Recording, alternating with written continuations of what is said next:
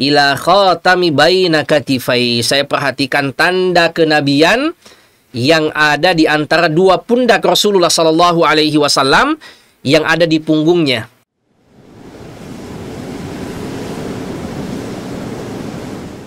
Ruas TV, rutin walaupun sedikit. Bismillahirrahmanirrahim. Alhamdulillahi rabbil alamin. Nahmaduhu wa nasta'inuhu wa nastaghfiruh.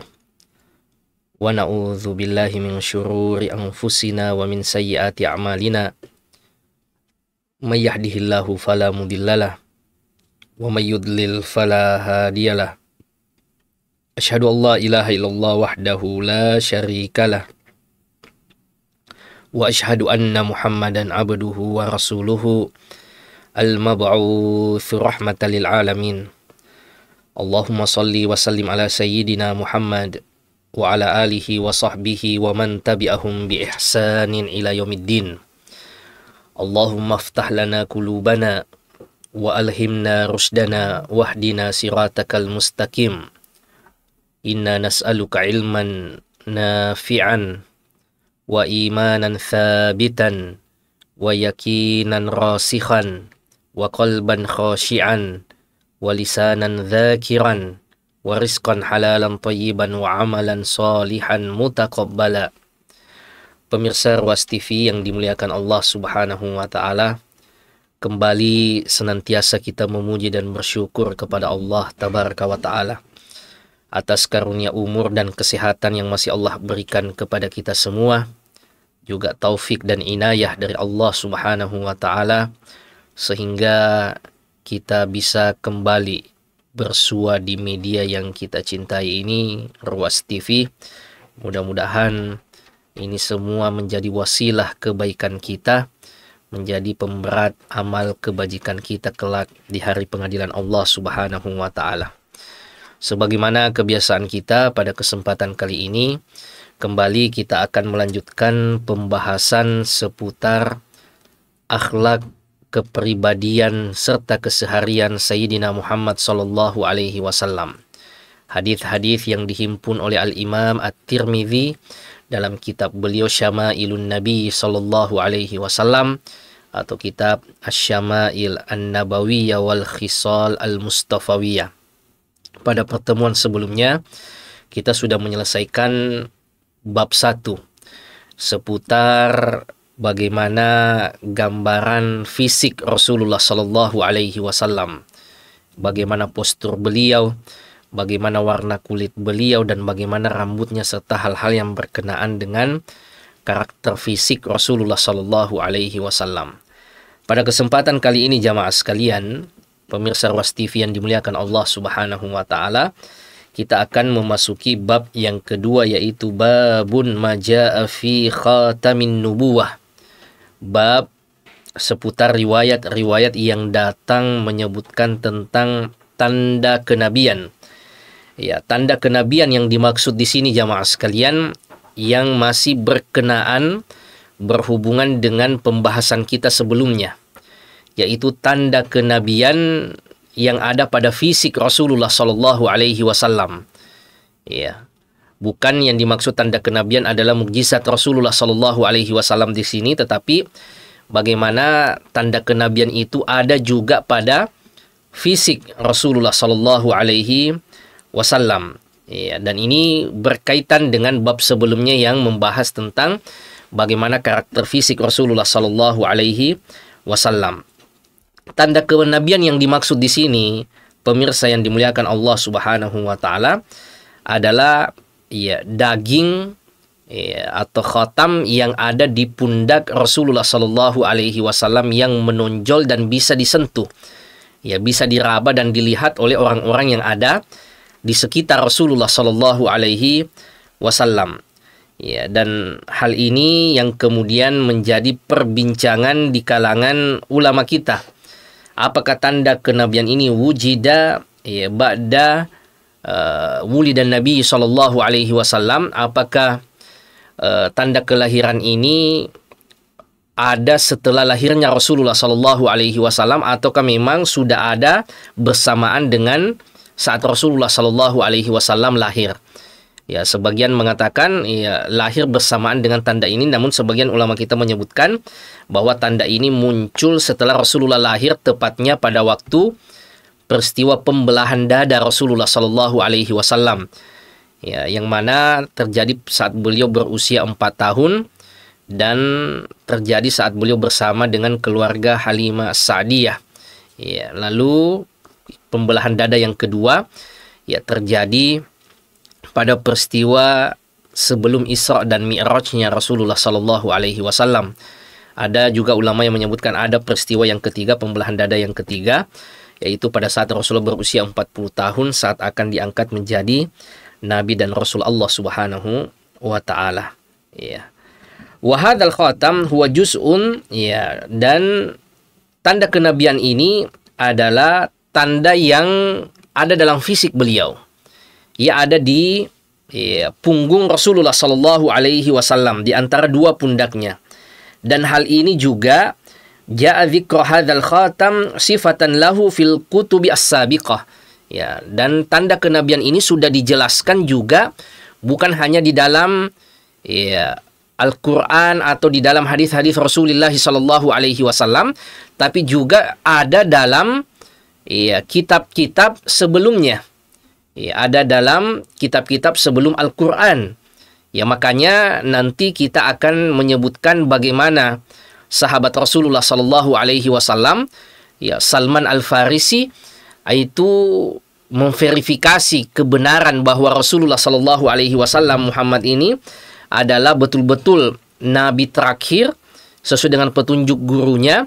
Nah, itu ia memverifikasi, dan verifikasi yang terakhir bagi Salman, ia ingin melihat tanda kenabian karena dalam kitab-kitab sebelumnya, di kitab Injil dan sebelumnya, ia sudah mempelajari bahwa di antara tanda kenabian itu ada namanya khatamun nubuwah. Ada daging di punggung Rasul di antara dua pundaknya, itu ada daging yang menonjol, dan itulah tanda kenabian. Ya, jadi sudah disebutkan di dalam kitab-kitab ya sebelumnya. Ya, pemirsa yang dimuliakan Allah Subhanahu wa Ta'ala, hadis yang pertama dalam bab ini Imam At-Tirmidzi mengatakan haddatsana Abu Raja'in Qutaibah bin Sa'id qala haddatsana Hatim bin Ismail anil Ja'di bin Abdurrahman qala sami'tu Sa'iba ibn Yazid yaqul, dari sahabat Rasulullah sallallahu alaihi wasallam Sa'ib bin Yazid, ya, beliau mengatakan zahabat bi khalati ila Nabi sallallahu alaihi wasallam. Ya, bibiku dahulu pernah membawaku ketemu dengan Rasulullah sallallahu alaihi wasallam. Faqalat, lalu bibiku mengatakan, ya Rasulullah, inna ibna ukhti waji'un. Wahai Rasulullah, sesungguhnya anak dari saudariku ini, yaitu kemanakanku ini, waji'un, sakit. Famasaha ra'si wa da'ali bil barakah. Lalu Rasulullah sallallahu alaihi wasallam mengusap kepalaku dan mendoakan keberkahan untukku. Wa tawaddu'a, lalu kemudian Rasulullah sallallahu alaihi wasallam berwudu. Fasyaribtu min wudu'ihi, lalu saya pun meminum dari sisa air wudu beliau. Wa kumtu khalfa dhahri, maka saya pun ke arah belakang beliau, di belakang punggung beliau. Fanadhartu ilal khatami baina katifai, maka saya pun melihat tanda kenabian itu di antara dua pundak Rasulullah sallallahu alaihi wasallam. Fa idza huwa mithlu zirril hajalah, ternyata tanda kenabian itu, kata Sa'ib bin Yazid, itu seperti telur puyuh. Ya. Pemirsa yang dimuliakan Allah Subhanahu wa Ta'ala, ya, hadis ini memberikan beberapa faidah kepada kita. Yang pertama, yang meriwayatkan hadis ini adalah sahabat Rasulullah sallallahu alaihi wasallam, Sa'ib bin Yazid. Ya, Sa'ib bin Yazid ini di antara sahabat Rasulullah sallallahu alaihi wasallam yang paling terakhir wafat, ya, di kota Madinah. Beliau wafat saat berusia 96 tahun. Ya, beliau wafat pada tahun ke-91 Hijriah. Ya, jadi sekitar 80 tahun ya pasca wafatnya Rasulullah Shallallahu Alaihi Wasallam. Ini sahabat yang memang bertemu dengan Rasulullah di masa kanak-kanaknya.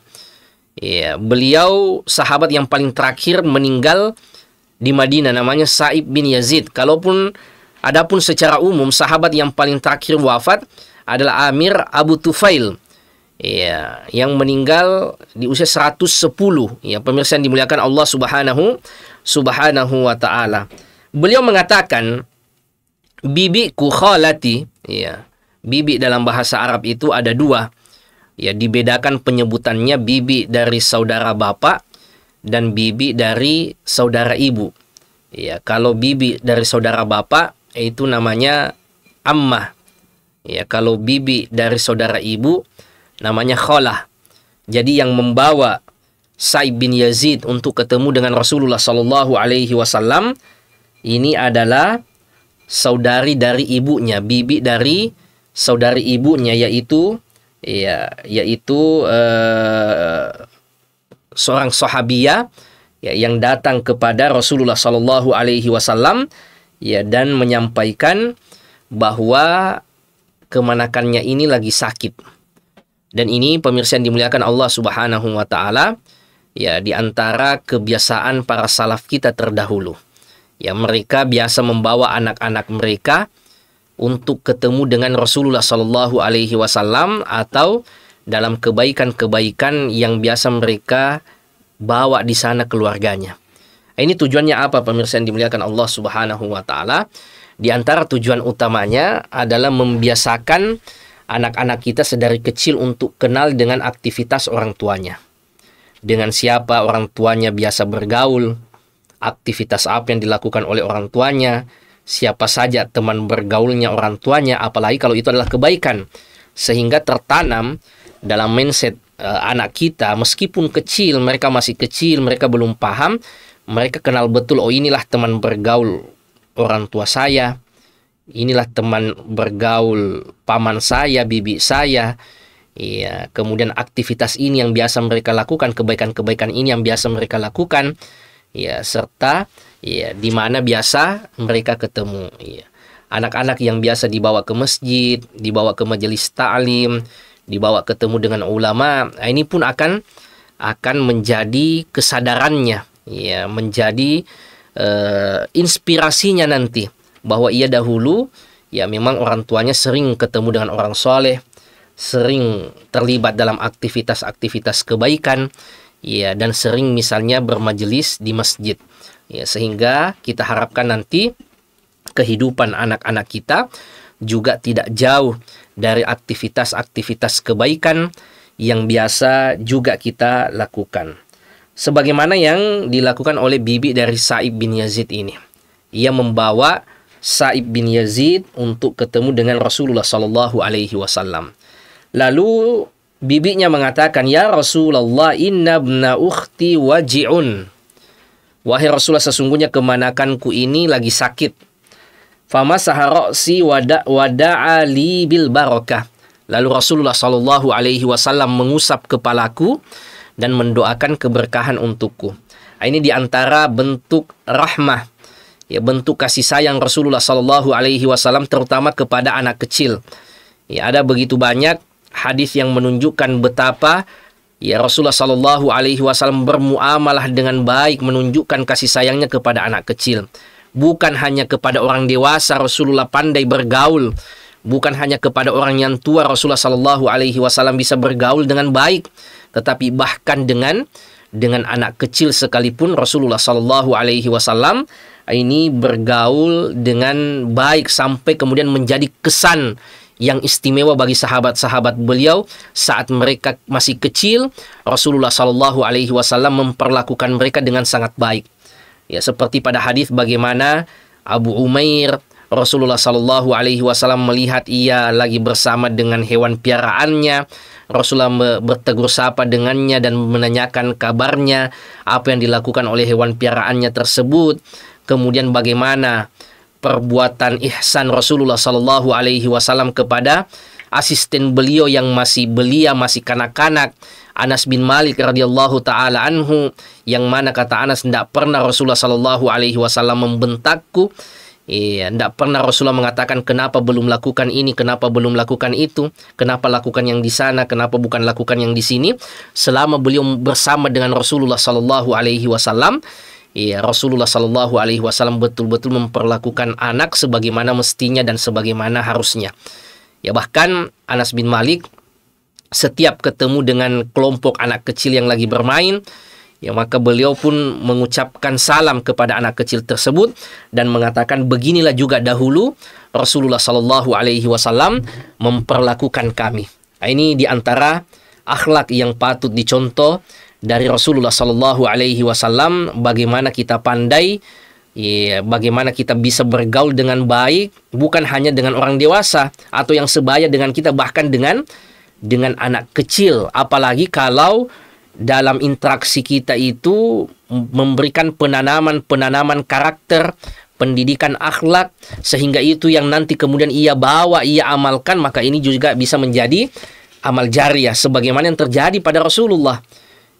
Anas bin Malik setiap ketemu dengan majelis anak kecil ia mengucapkan salam, karena ia dahulu dapat inspirasi, karena Rasulullah juga dahulu memperlakukan mereka seperti itu. Sebagaimana yang juga Rasulullah lakukan kepada Sa'ib bin Yazid. Rasulullah sallallahu alaihi wasallam mengusap kepalanya sebagai bentuk kasih sayang. Bukan hanya mengusapnya, bahkan Rasulullah sallallahu alaihi wasallam mendoakan keberkahan kepada beliau. Dan ini diantara, ya, tawassul, ya, yang disepakati oleh para ulama kita. Ya, bolehnya kita meminta doa dari orang yang soleh, ya, sebagaimana yang dilakukan para sahabat. Dan orang yang paling soleh, paling bertakwa tentu saja di antara mereka adalah Rasulullah Shallallahu Alaihi Wasallam. Maka ini pun juga bisa menjadi, ya, kebiasaan yang baik bagi kita pemirsa yang dimuliakan Allah Subhanahu Wa Taala. Ya, kita mengenal mungkin seseorang yang, ya, wara, seseorang yang soleh, seorang yang abid, alim, ya, seorang kiai, seorang ustadz yang betul-betul nampak dari ruhiyahnya, ya, bahwa orang ini adalah orang soleh. Maka di antara kebiasaan baik, ya, dan dianjurkan, yaitu minta didoakan oleh orang-orang soleh tersebut, sebagaimana yang dilakukan oleh sahabiyah ini. Maka Rasulullah pun mendoakan keberkahan untuk, ya, Sa'ib bin Yazid. Wa tawaddu'a, lalu kemudian Rasulullah sallallahu alaihi wasallam berwudu, fasyaribtu min wudu'ihi, lalu saya pun meminum dari sisa air wudunya Rasulullah sallallahu alaihi wasallam. Nah, ini juga merupakan kesepakatan ulama kita bahwa segala sesuatu yang merupakan peninggalan atau yang berhubungan dengan Rasulullah sallallahu alaihi wasallam, athar Rasulullah sallallahu alaihi wasallam, itu mengandung keberkahan. Apakah itu rambutnya Rasulullah, apakah itu keringatnya Rasulullah, apakah itu pakaiannya Rasulullah, apakah itu sendalnya Rasulullah sallallahu alaihi wasallam, itu mengandung keberkahan, kita bisa bertabarruk dengannya. Yang penting betul-betul valid dari Rasulullah sallallahu alaihi wasallam, termasuk yang dilakukan oleh Sa'ib bin Yazid ini. Ya, ia meminum sisa air wudhu Rasulullah sallallahu alaihi wasallam karena keberkahan yang ada di dalamnya. Jangankan air wudhunya pemirsa yang dimuliakan Allah Subhanahu wa taala, ya, bahkan ludah Rasulullah sallallahu alaihi wasallam, keringat Rasulullah sallallahu alaihi wasallam, itu diperebutkan, ya, diambil oleh para sahabat untuk, ya, mendapatkan keberkahan dari athar Rasulullah sallallahu alaihi wasallam. Ya, sebagaimana yang dilakukan oleh Ummu Sulaim, ya, ia mengambil keringat Rasulullah sallallahu alaihi wasallam, ludahnya Rasulullah sallallahu alaihi wasallam. Ya, beda dengan kita manusia biasa pemirsa yang dimuliakan Allah Subhanahu wa taala, orang justru, ya, menghindar dari keringat dan ludah kita. Ya, apalagi waktu, ya, kita lagi dilanda, ya, pandemi Covid, ya, orang-orang takut dengan droplet kita, jangankan dengan ludah kita. Ya, dengan droplet kita saja orang-orang pada takut. Ya, namun beda dengan Sayyiduna Muhammad sallallahu alaihi wasallam, orang-orang justru mencari keberkahan dengan keringat beliau, bahkan dengan ludah beliau, bahkan dengan wudu'ihi, ya, sisa air wudu Rasulullah sallallahu alaihi wasallam. Ya, wa kumtu khalfa dhahri. Ya, lalu saya pun ke arah belakang Rasulullah sallallahu alaihi wasallam, ke belakang punggung Rasulullah sallallahu alaihi wasallam. Fanadhartu, maka saya memperhatikan ila khatami baina katifai. Saya perhatikan tanda kenabian yang ada di antara dua pundak Rasulullah sallallahu alaihi wasallam yang ada di punggungnya. Ya, sebagian ulama kita menyebutkan tidak betul-betul pas di tengah, tetapi dia agak ke kiri, lebih dekat ke jantung Rasulullah sallallahu alaihi wasallam. Fa idza huwa mithlu zirril hajalah. Nah, ini informasi yang lain selain posisinya yang ada di punggung di antara dua pundak, juga besarnya. Iya, Sa'ib bin Yazid menyebutkan besarnya itu seperti telur puyuh. Iya, telur burung puyuh. Iya. Dan itu tidak terlalu besar, pemirsa yang dimuliakan Allah Subhanahu wa taala, dan saya kira mungkin pernah kita melihat ya telur burung puyuh atau telur puyuh, itu kurang lebih besarnya seperti itu. Ya, daging yang menonjol ya bisa dilihat ya dan bisa diraba, pemirsa yang dimuliakan Allah Subhanahu wa taala. Dan ini adalah inti ya dari atau syahid dari hadis ini, bagaimana Sa'ib bin Yazid pernah melihat di mana tanda kenabian itu di punggung Rasulullah, dan bagaimana besarnya tanda kenabian tersebut. Ya, dari hadis ini pemirsa yang dimuliakan Allah Subhanahu wa taala, ini kita mengambil pelajaran. Yang pertama, ya pentingnya kita membawa keluarga kita, terutama anak-anak kita, untuk ya memperkenalkannya dengan orang soleh atau minta didoakan. Yang kedua, bolehnya bahkan dianjurkannya kita untuk minta didoakan oleh orang yang soleh, sebagaimana yang dilakukan para sahabat, minta didoakan oleh Rasulullah. Dan ini diantara tawassul yang muttafaq, yang disepakati oleh ulama kita. Selain tawassul yang lainnya dengan menggunakan asmaul husna atau dengan amal-amal kebaikan yang pernah kita lakukan, ya mungkin ada amal-amal yang sirri yang hanya kita dengan Allah Subhanahu wa taala yang mengetahuinya. Kita jaga amalan itu sebagai amalan terbaik kita. Maka dalam kondisi tertentu kita butuh pertolongan Allah Subhanahu wa taala, ya kita bisa menggunakan amalan-amalan tersebut untuk bertawassul dengannya, minta kepada Allah Subhanahu wa taala, minta pertolongan kepada Allah Subhanahu wa taala, sebagaimana kisah dalam hadis tentang 3 orang yang terpenjara di dalam gua. Ya, ketiganya bertawassul dengan menyebutkan amalan-amalan terbaiknya. Ya, kemudian bertawassul dengan asmaul husna. Ya, dengan nama-nama Allah Subhanahu wa taala yang maha baik, ya kita bertawassul dengannya dan menyesuaikan dengan asma al-husna. Kemudian pemirsa yang dimuliakan Allah Subhanahu wa taala, hadis berikutnya Imam At-Tirmidzi mengatakan haddatsana Abu Mus'ab Al-Madini qal haddatsana Yusuf bin Al-Majisun. Iya. Hadis yang kedua, pemirsa yang dimuliakan Allah Subhanahu wa taala, hadis yang ke-17 dalam kitab ini, kata Imam At-Tirmidzi haddatsana Sa'id bin Ya'qub At-Talqani qala haddatsana Ayyub bin Jabir an Simak bin Harbin an Jabir bin Samurah qala, ya, dari sahabat Rasulullah sallallahu alaihi wasallam Jabir bin Samurah, ya, ia mengatakan ra'aitul khatama baina katifai Rasulillah sallallahu alaihi wasallam. Ya, saya melihat tanda kenabian ya pada punggung Rasulullah sallallahu alaihi wasallam, ya, di antara dua pundak Rasulullah sallallahu alaihi wasallam, ya, guddatan hamra, warnanya kemerah-merahan, misla baidotil hamamah, besarnya seperti telur merpati.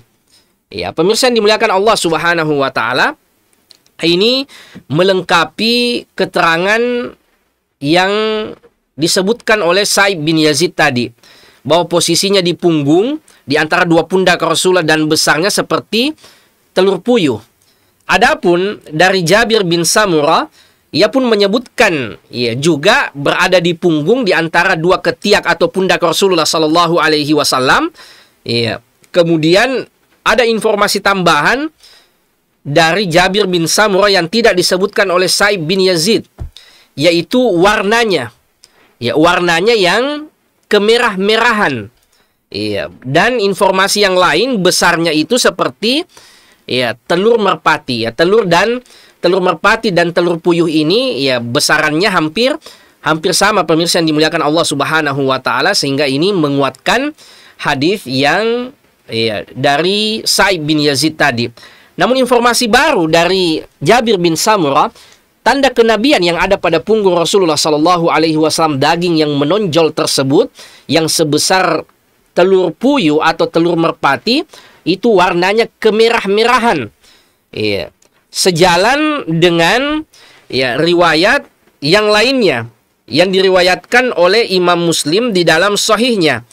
Iya, beliau mengatakan ra'aitul khatama dari Simak.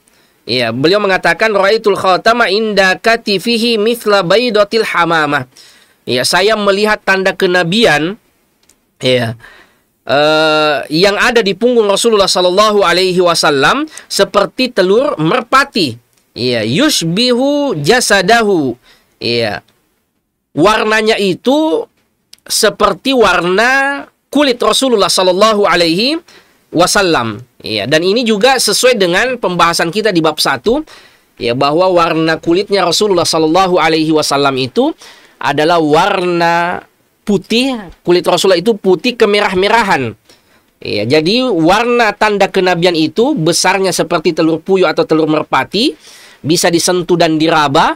Ya, kemudian warnanya seperti warna kulit Rasulullah sallallahu alaihi wasallam yang kemerah-merahan atau putih kemerah-merahan. Jadi tidak seperti ya tanda lahir yang biasa kita lihat, ya, yang mana kadang berwarna hitam gelap. Tapi kalau khatamun nubuwah, tanda kenabian Rasulullah sallallahu alaihi wasallam, ini pemirsa yang dimuliakan Allah Subhanahu wa taala, itu sama dengan warna kulitnya Rasulullah sallallahu alaihi wasallam. Dan inilah nanti ya yang dilihat oleh Salman Al-Farisi, ya, yang akan dibahas pada pertemuan berikutnya, ya, bagaimana beliau berkelana mencari kebenaran sampai akhirnya ia tiba di Madinah, ia verifikasi tentang tanda-tanda kenabian yang ia dahulu pelajari, sampai akhirnya sisa verifikasi yang terakhir, yaitu melihat ya, tanda kenabian yang ada di punggungnya ternyata betul. Inilah yang dilihat oleh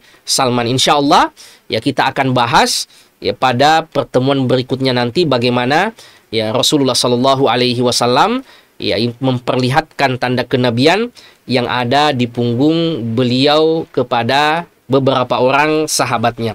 Saya kira ini pemirsa yang dimuliakan Allah Subhanahu wa taala. Mudah-mudahan ada manfaatnya bagi kita semua.